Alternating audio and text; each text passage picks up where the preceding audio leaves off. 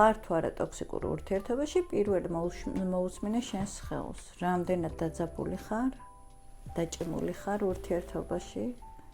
თუ მოშვებული. პირადი საზღვრების დაცვა არის, როგორ დავიცვა ჩემი სურვილები, მოთხოვნილებები და ღირებულებები, ფასეულობები. არას თქვა, აგრესიასთან არის რატომღაც დაკავშირებული და არ არის ეს სისულელეა.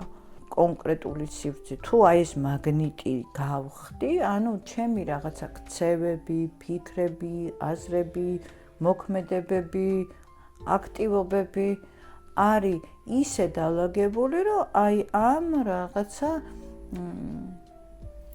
უბედურებებს იზიდავს. უბრალოდ საწყისი წერტილია ეს საწყისი რაღაცა ალო რო დავასოთ, შეიძლება დავიწყოთ იქიდან, რომ აი რა ტიპის ინტერესები იყო ჩემთვის.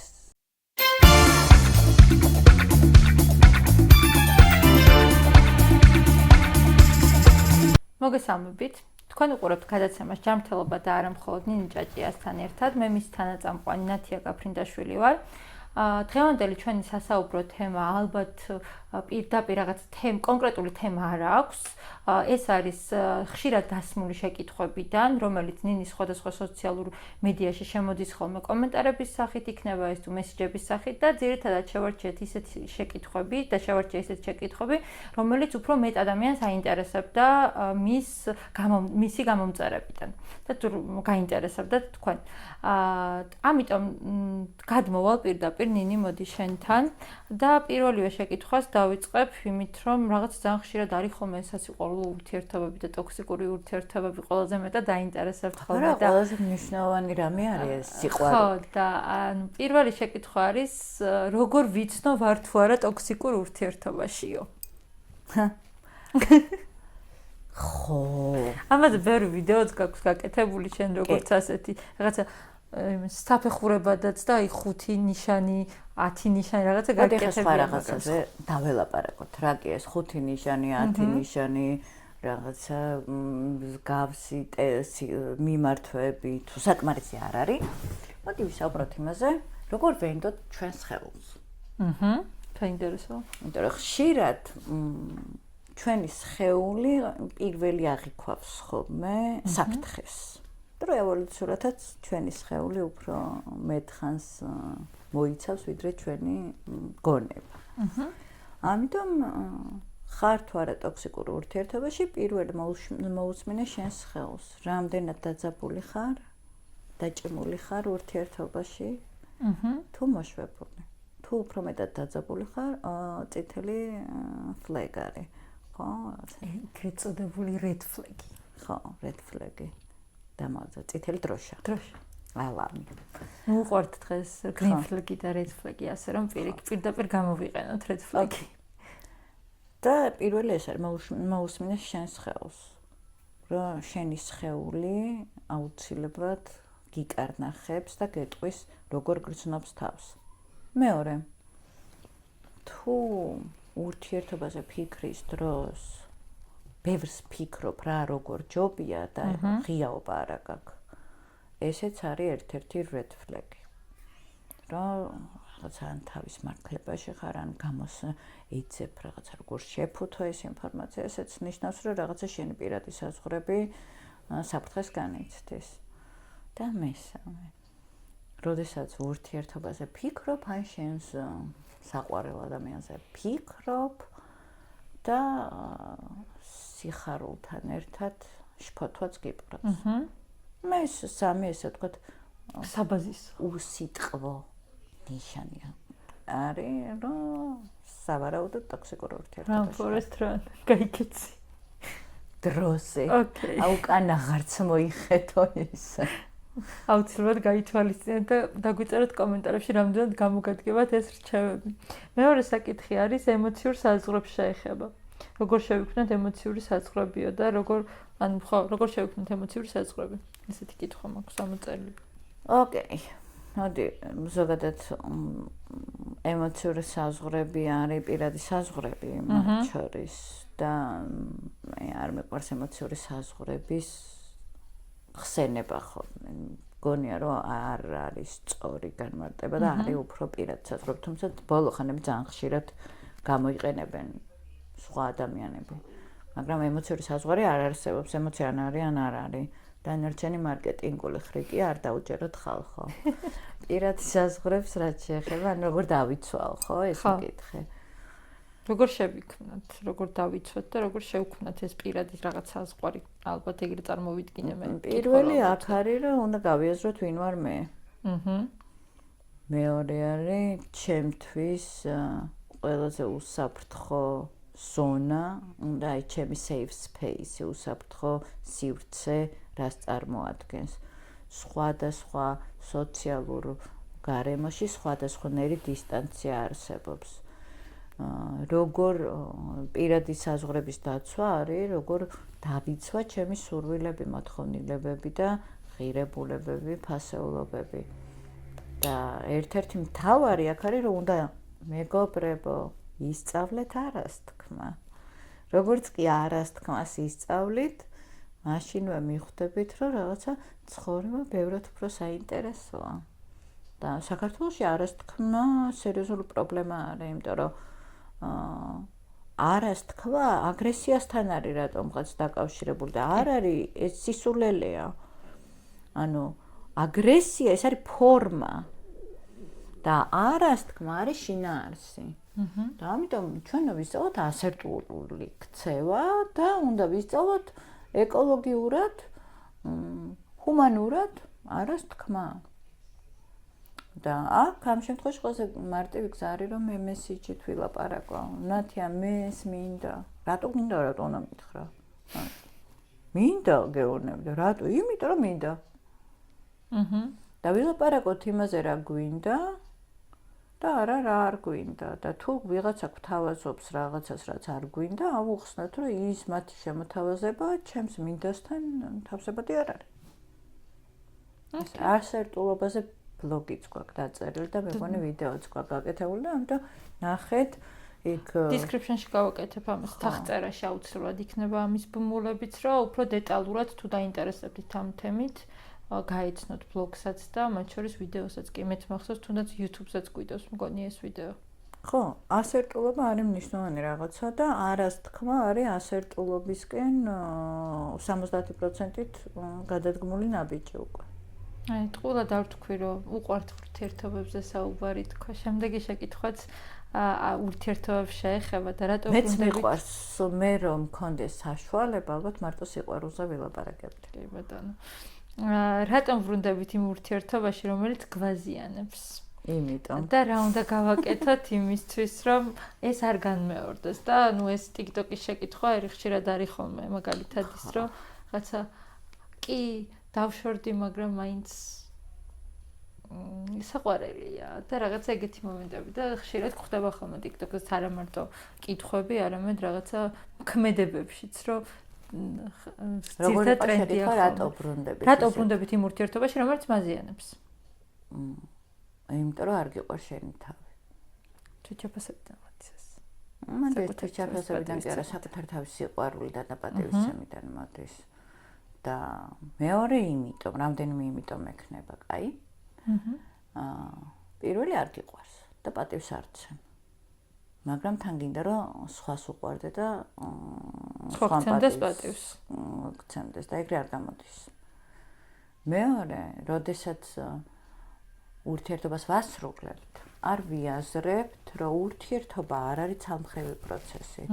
და თუ ჩვენთვის არასასურველი ურთიერთობაში აღმოვჩნდით, ჩვენ უნდა დავუსვათ შეკითხვას, რომ ჩვენ როგორ შევუწყვეთ ამ ურთიერთობის ამ სახით განვითარებას ხელი და რეფლექსია არის გასაკეთებელი, გასააზრებელი და რაღაცა ახალი ქცევითი მოდელები არის ჩამოსაყალიბებელი, რასაც მუშაობა ჭირდება.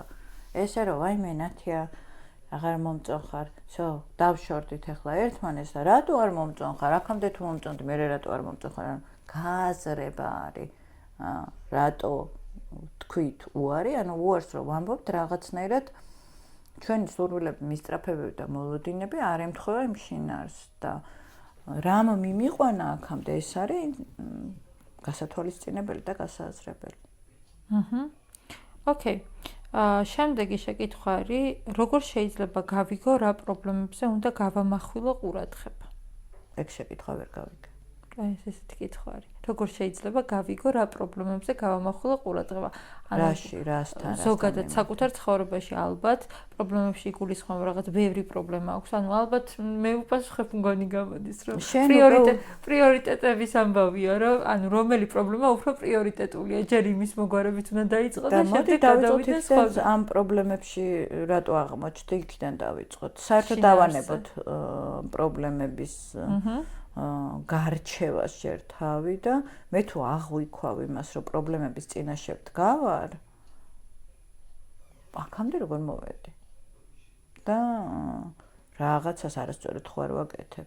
აი რომ საუბრობე, რომ რაღაცა ვიზიდავ ტოქსიკურ ადამიანებს, დაუშვათ, ვიზიდავ პრობლემებს, ანუ რაღაცას არასწორად იქცევი. ხო? იმიტომ რომ ისე ხო არ არის რაღაცა მაგნიტი ხო არა ვარ რაღაცა რომელიც რაღაცა კონკრეტული სივრცე თუ აი ეს მაგნიტი გავხდი, ანუ ჩემი რაღაცა ქცევები, ფიქრები, აზრები, მოქმედებები, აქტივობები არის ისე დალაგებული, რომ აი ამ რაღაცა უბედურებებს იზიდავს. და უნდა დავიწყო მაქედან, რომ მე მაგ ჩემი ქცევა შესაძლებელი. ნამდვილად. როგორ ვიპოვო ჩემი ნამდვილი ინტერესები? ცოტა რაღაცა ესეც უცნაური შეკითხვა, მაგრამ ეს არის ნამდვილი ინტერესი. საქართველოში არსებული ერთ-ერთი დიდი ადამიანური გამოწვევა. ხო, ჩვენ ვალდებულებებში ვცხოვრობთ სულ, ჩვენი საღვთო კულტურა გვასწავლის მხოლოდ მორჩილებას და სხვის დაკრუვზე ცეკვას. და შესაბამისად აი ამ მიმართულებით ჩვენი საზროვნო სისტემაში ალგორითმი არ არის, რომ დავაფიქსირო რა მომწონს, რა არ მომწონს და ეს მოწონებები ხშირად აი შეგრძნებების დონეზე არის. და თუ კი აი ესეთი მორჩილების სქემებში დიდხანს ვართ და ვალდებულებები, ძალიან ბევრ ვალდებულებას ვიტენით, გვტენიან და ვიტენით და ვასრულებთ, აღარ რჩება ხოლმე დრო აი ამ სიამოვნებების და მე გვავიწყდება. აქ მთავარი არის, რომ უნდა დავიწყოთ ტესტირება. ჯერ გავიხსენოთ რა გვაინტერესებდა ადრე. რითი ვერთობოდით, რითი ვხარვისობდით ადრე. და დავიწყოთ სხვადასხვა მრავალფეროვანი აქტივობების ტესტირება. მე ხა ბავშვობაში მართლა არ მაინტერესებდა ბოულინგი. კეგლი მქონდა სახში, ხო? ბოულინგი და კეგლი ხო ერთ და იგივეა. სახში რომ აკორებ. და სახში არ მიყვარდა თამაში. მაგით ეზოში ვთამაშობდი სულ. უბნელებთან დავარბოდი, წრეშბურთს ვთამაშობდი, რაღაცა ომობანას ვთამაშობდი, რაღაცა გარეთ ბავშვებთან. და ერთ დღეს მახსოვს ბევრი წლის წინ ჩემო მეგობარმა დამპატიშა ბოულინგის სათამაშო. მეთქი რაღაცა მახსოვს, რომ დიდად არ მაინტერესებდა. და წავედი, იმიტომ რომ უარი არ ვუთხარი. დიდი ხანი არ მყავდა ნანახი და მეთქი, კაი, ახლა ის არ გაინტერესებს, თამაში არ გაინტერესებს, ეს ადამიანი ხო გაინტერესებს, ხო ესე შევაბი ჩემი თავი. წავედი. მოგიწევ. მე მგონი იმ ადამიანზე უფრო მეტად მომეწონა. ხო, იმის მერე მიყვარს თამაში.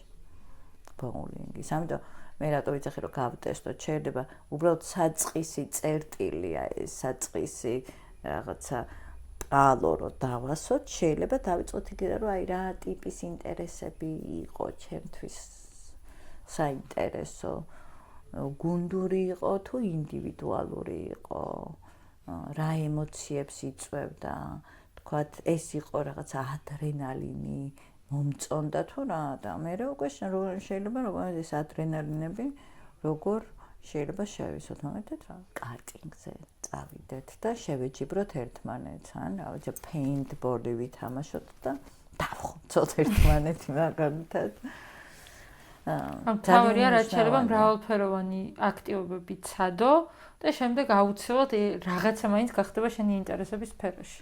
ინტერესები და ჰობები თუ რაღაცა მრავალფეროვანი არ იქნა, მალე შეიძლება ჩაქრეს, იმიტომ რომ ერთ და იგივე საჭმელი შენი საყვარელი სულ რო ერთი ჭამო ბოლოს ყელში ამოგივა ხო და ჩვენი ცხოვრება ისე ძალიან დატვირთული არის ბევრი რუტინული, უინტერესო და ერთფეროვანი აქტივობებით. ერთფეროვანი იმიტომ კი არა, რომ რაღაც შინაარსი არ აქვს. ხშირად რო ვაკეთებ. და ეს გართობის სიამოვნების სივრცე უნდა იყოს მრავალფეროვანი, რომ აქ შევივსოთ ხოლმე და აი ესეთი ეს დაგვეხმარება შემოქმედებითი უნარები, რომ კიდევ უფრო განვივითაროთ, მოვტუნდეთ, რელაქსირდეთ და ასე შემდეგ. მე მგონი ძალიან გამიგრძელდა, მაგრამ მართლა ძალიან მნიშვნელოვანია ეს. კი, და ჩვენ გვაქვს ჰობებთან დაკავშირებით და ინტერესებთან დაკავშირებით ერთი ცალკე ესეთი გადაცემა გვაქვს გაკეთებული და მაგასაც ვეცდები, რომ დავურთო კომენტარებში, ან თვითონ აღწერაშიც გავაკეთო. და დღეისათვის მგონი ჯობია, რომ ბოლო შეკითხვა იყოს, კიდევ რიცხვი ბევრია, იმიტომ რომ ბოლოს ალბათ 20 ვიდეო წინ გავაკეთეთ მსგავსი ტიპის question and answer-ი. და ეს კითხვა არის, ალბათ ესეც ვრცელი თემა არის და როგორ უპასუხებ მოკლედ არ ვიცი, მაგრამ როგორ გავუმკლავდეთ აკვიატებულ ფიქრებს. და შფოთვას. ხო, რომელიც აკვიატებულ ფიქრებს უნდა გავუმკლავდეთ იმ მხრივ, რომ გავაცნობიეროთ რა ტიპის აკვიატებასთან გვაქვს საქმე და ეს აკვიატება რა რიტუალთან არის დაკავშირებული და ეს აკვიატება ძირითადად არის ხოლმე ნეგატიური ემოციებთან მიბმული. დავწეროთ და მოვიგონოთ ახალი რიტუალები და ახალი აზრი, რომელიც იმის საპირისპირო გამანეიტრალებელი იქნება. ხო, ესე მუშაობს CBT, კოგნიტიურ-ბიჰევიორისტული თერაპია. ესევე ბრძვიან აკვიატებულ ნეგატიურ აზრებს. დავწერე ნეგატიური აზრი, დავწერე ამ აზრის რაღაცა რიტუალი, ანუ ქცევა, იმიტომ რომ ყველა აზრთან დაკავშირებული არის მოქმედება. დავწერე მე ამის საპირისპიროდ პოზიტიური და განსაზღვრე ქცევა. ავიკვიატე, გავაკეთე, საპირისპირო გავაკეთე და ვიწყებ ამ საპირისპიროების განმტკიცებას, რომ ეს ჩავაქრო. მარტივი ფორმულა ესეა, მაგრამ ნუ თალად ესე მარტივად თერაპია საჭირო. თერაპიის გარეშე აკვიატებული აზრების ჩაქრობა, დამარცხება ინდივიდუალურად შეუძლებელია. კი. მადლობა ნინი, ეს მგონი უფრო ვრცელი ვიდეო გამოგვივიდა. თუ მსგავსი ტიპის ვიდეოები მოგწონთ, რომელშიც კიდევ უფრო ვიწრო, ანუ სწრაფი პასუხები გვაქვს, ასე რომ ვთქვათ რა, ერთი კითხვა, მარტივი და სწრაფი პასუხი. აუცილებლად დაგვიწერეთ კომენტარებში, კიდე მოგვამატეთ კითხვები, რა უფრო კონკრეტულად რა გაინტერესებთ და ჩვენ ვეცდებით, რომ მსგავსი ტიპის ვიდეოც აუცილებლად ჩავწეროთ. მომავალ ვიდეომდე დაგემშვიდობებით, მადლობა რომ გვიყურეთ. ნახვამდის.